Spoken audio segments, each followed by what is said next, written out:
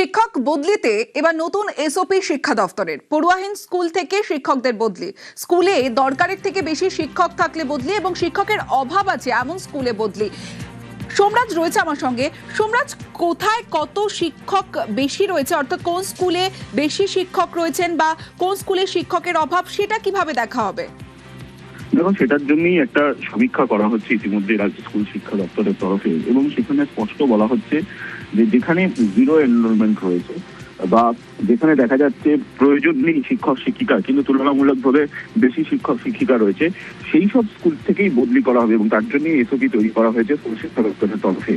প্রথমে শুধু দেখা হবে যে সেখানে কোথায় কোনো স্কুলে ছাত্র নেই এবং সেখানে প্রয়োজনের তুলনায় অতিরিক্ত শিক্ষক রয়েছে বা শিক্ষকের প্রয়োজন রয়েছে, সেই তালিকা আগে প্রস্তুত করা হবে এবং স্কুল শিক্ষা দপ্তরের তরফে প্রকাশ করা হবে।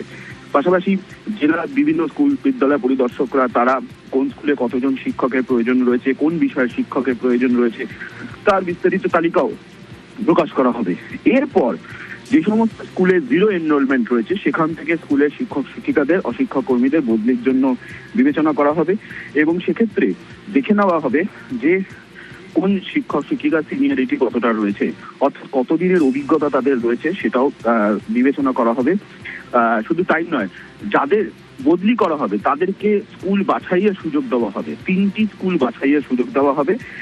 সেক্ষেত্রে সংশ্লিষ্ট শিক্ষক শিক্ষিকারা স্কুল বাছাই করতে পারবেন। ইতিমধ্যেই এই এসওপি প্রস্তুত হয়ে গেছে বলেই স্কুল শিক্ষা দপ্তর সূত্রে খবর। বেশ।